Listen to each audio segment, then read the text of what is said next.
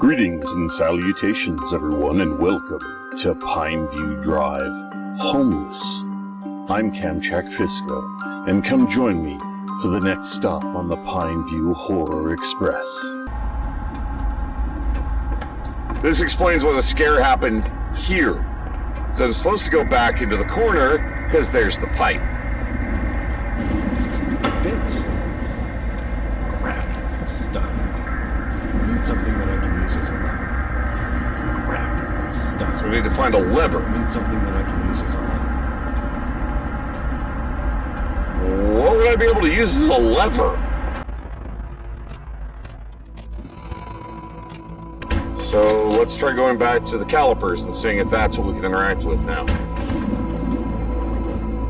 I wouldn't think that would be it, but I don't know at this point. Check the kitchen. Was there anything that could have been used as a lever? Squeak!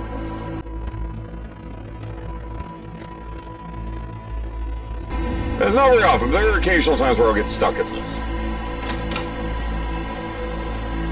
It happened the same way in the first one, where it's just like, even with the clues, I couldn't piece it together.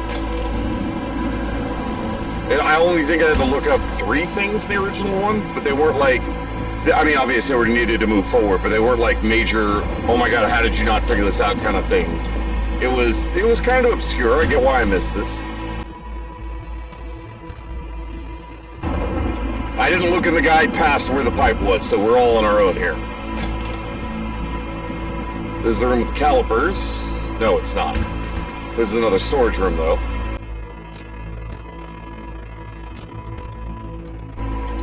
I'm gonna go ahead and light both of these just so the room's a little more illuminated. It's gonna be in one of the storage rooms, I get the feeling, because I don't know where else it would be.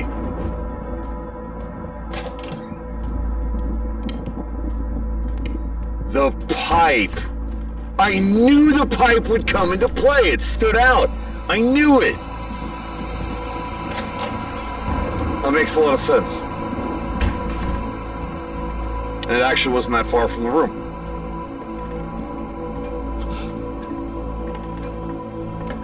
My guy reacted, but my sanity didn't drop. That's actually interesting.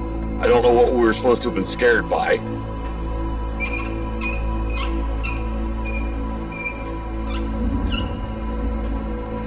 Need some lubrication.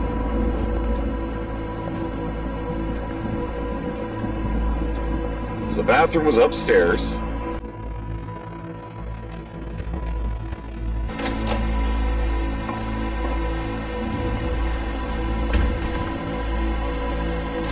I knew it was going to be, it had to be a key. It made the most amount of sense. That's usually how it works. Now we got to find out what this unlocks. And maybe this will lead us to what the hell it was talking about. There's only one room upstairs that has not been unlocked. And that's the first one on the right.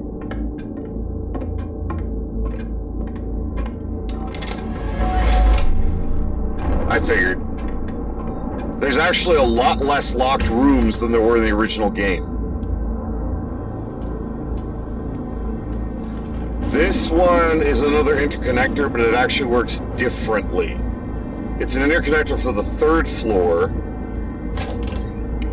but it also allows us up on the balcony up above. So now all 3 floors, unless these doors are locked, we can circle the mansion. So we can literally do a floor-by-floor exploration. Nope, never mind. We're very limited in where we're allowed to go on the 3rd floor. Because the 3rd floor is a lot bigger than you think it is. The 4th floor is the only one that's actually really small. It's just those 5 bedrooms.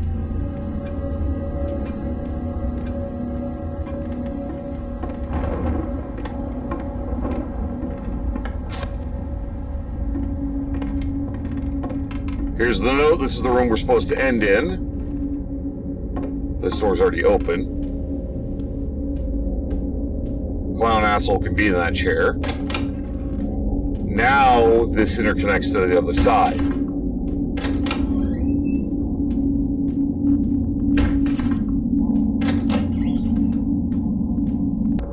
I'll actually go check. The only door that would be locked on this floor would be this immediate door on the right.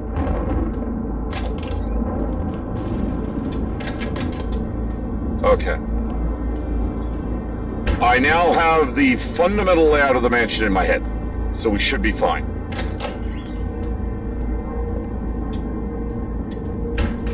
It should be a lot easier for me to navigate now. And obviously we're not going to the crypt in this one like we did in the original game. That's not a location we're going to go to. So I'm going to go get the matches from the other room if I'm thinking of the right room. Okay, these are the 3 locked ones. The 2 upstairs are that one and the other one upstairs because this was the art room. So we've got about 60%, 50% of the mansion unlocked. So we're making progress. Until I get to half or less batteries, I'm not swapping the batteries. Going upstairs.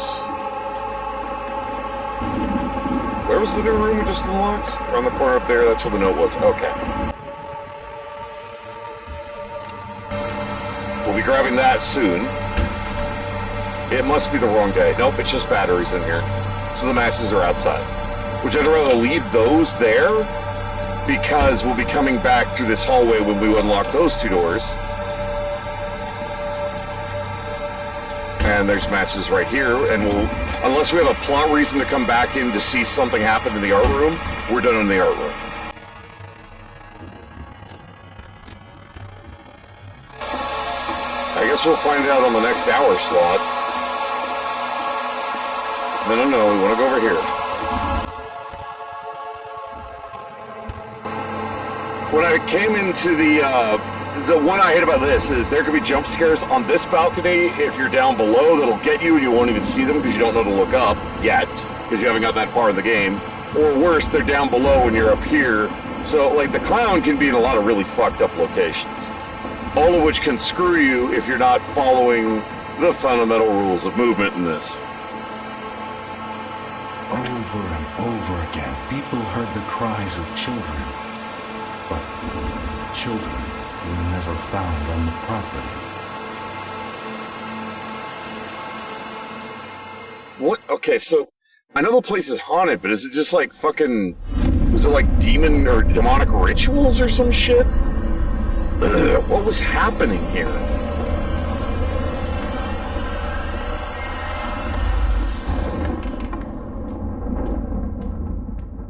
Alright, time to explore again. We already got the pipe from in here. Nothing else really stood out, so I'm pretty sure we're done with this room. It's interesting, the music changes so dramatically with each new hour, and then it falls back into the same creepy ambiance. That's actually really cool. Okay, nothing there. Moving on to the next room.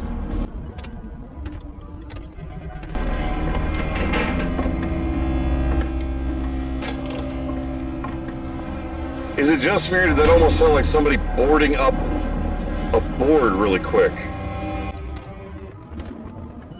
I'm going to search the entirety of this floor before I go up or down. Because I want to be thorough.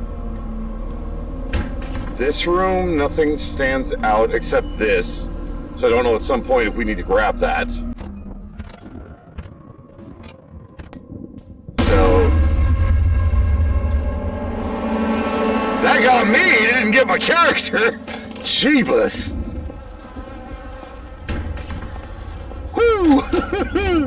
That'll get the heart pumping. Okay. I told you, this one's got some good scares in it. They're all jump scares, but I don't know, something about this has a high ambiance and atmosphere. That's why it feels like the jump scares, while some are cheap, are appropriate for the style of the game, which is why it doesn't bother me. Jump scare simulators are usually pretty crappy in my opinion. I would argue that even Five Nights at Freddy's kind of hit that by a certain point. Even though they kept mixing up the gameplay, it still very much felt like that. So, And some indie horror games are just jump scare simulators. But ones that do a good ambiance and atmosphere, the jump scares don't seem lame. They seem appropriate and timed.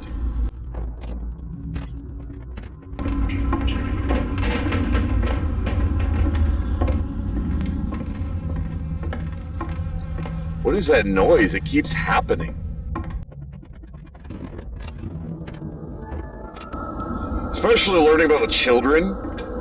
Kind of, my skin's still crawling from that particular revelation. It's like, oh, so we always hear children on the property. But there were never children on the property. It's coming from in there. I just don't know if it's coming from this floor or one of the floors below.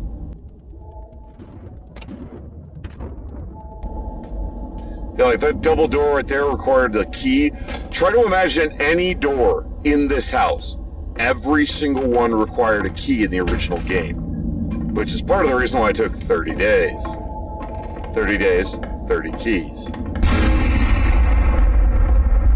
That got me, but my character thankfully followed the rules. Jesus. I'm like almost non-stop goosebumps this day. Or this hour slot.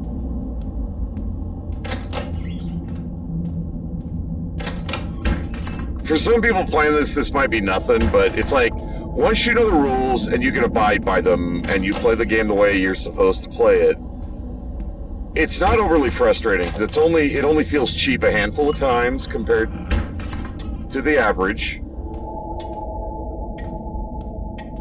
But for a lot of people I see where they get frustrated and stop playing it. I really do. I almost reached that point, which is why I'm glad a third of the way through the game I looked up what was going on online with how the mechanics and everything worked. And once I understood them, it was fine. I actually knew how to abide by them. I knew how to play the game. It wasn't a big deal. Then I could actually just, get into the atmosphere and enjoy the game. Because nothing will break atmosphere more than frustration at gameplay mechanics. In a game like this, they really need to explain all of that to you. The fact that everybody that figured out all the mechanics in this had to learn trial and error and stick with the game, I get why a lot of people hated it and stopped playing it. I get why it's not a highly popular series. Because that's something they literally should have taken the time to explain to you. They really should have. Because knowing how the game works, you can actually enjoy it. But you have to know how all the mechanics work. And there's no tutorial to tell you that, so one of the weaknesses of the game.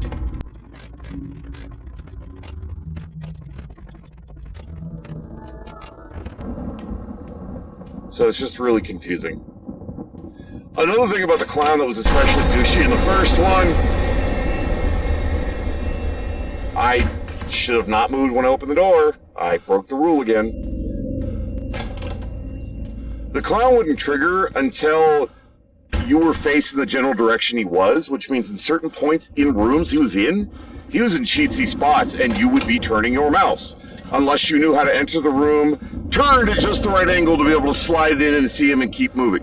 So there were points where he was literally set up in spots that were designed to fuck you and possibly kill you, which sucked.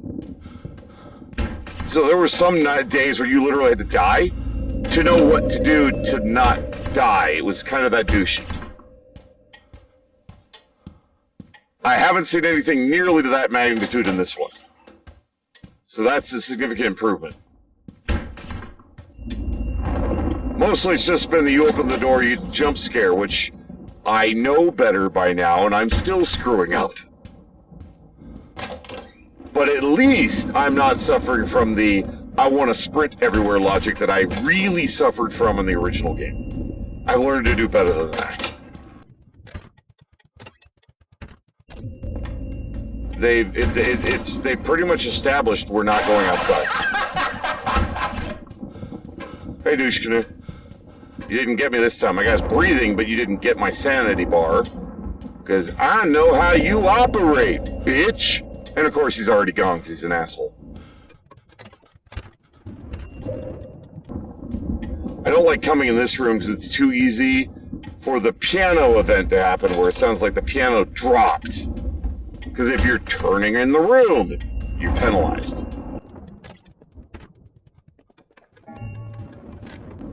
Yeah, it very much seems we're never leaving the house until it's daylight because of the ghosts.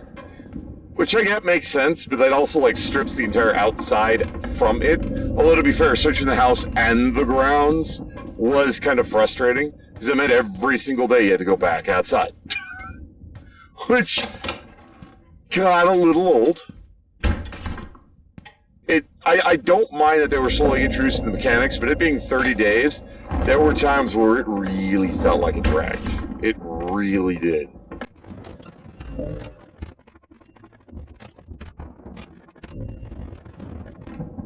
So I'm going to go to the only place I haven't gone yet, which is around and over back to the room we were starting in. I technically haven't gone over that.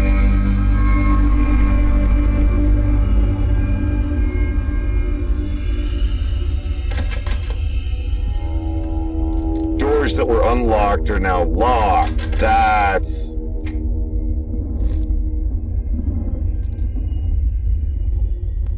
Okay, I know from experience I don't want to look around because that's when they're likely to throw something at me that'll screw me.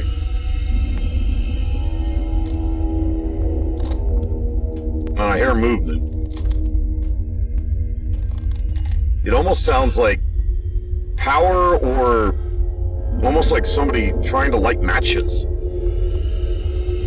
Those are electrical. I can't light that. That's not a candle. I might be able to light that. I'm just really leery about moving at this particular moment. I actually can't light it.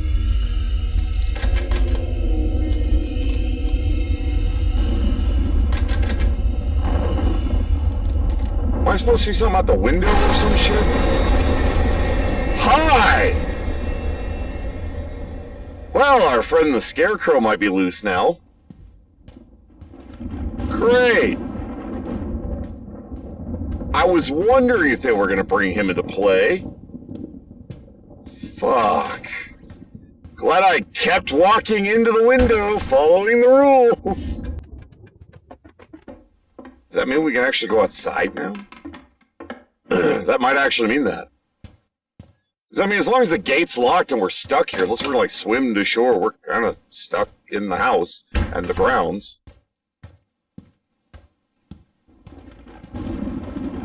Alright, so we've got 2 outside doors we could potentially use.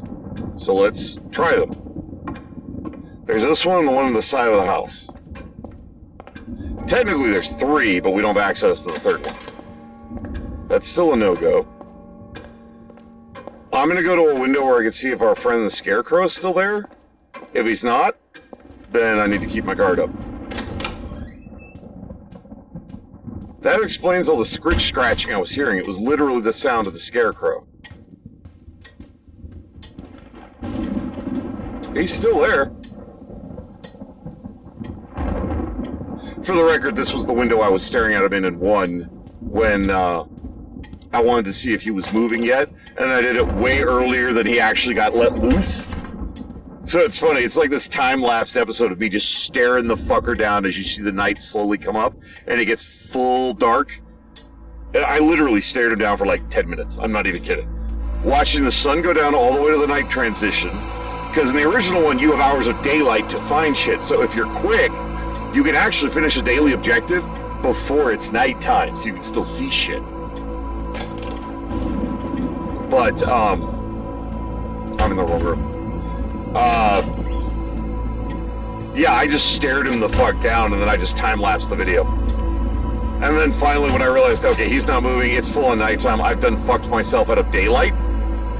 Okay, let's look around. I totally screwed myself. Yeah, I don't think we're going outside. Even after seeing the Scarecrow.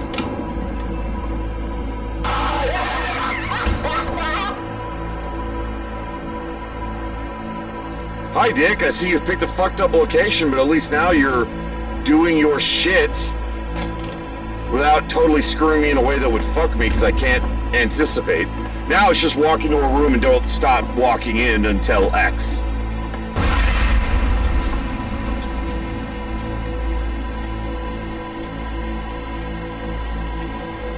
I missed that. I don't know what that was. I thought it was related to the statue with the thing over its head, but apparently not. Nothing would have unlocked. We haven't found a key. I'm still waiting for him to throw me a bone. My personal thanks to each and every one of you for tuning in. You all are awesome viewers. Really appreciate you taking the time to watch this video. It means a lot to me, and I do hope you enjoy it. You all take care of yourselves. If you want to see more of me, come to the video on the list, or stay tuned for more. Feel free to leave a comment below, and please remember to hit that like button if you enjoyed the video. In the meantime, fare thee well, everyone.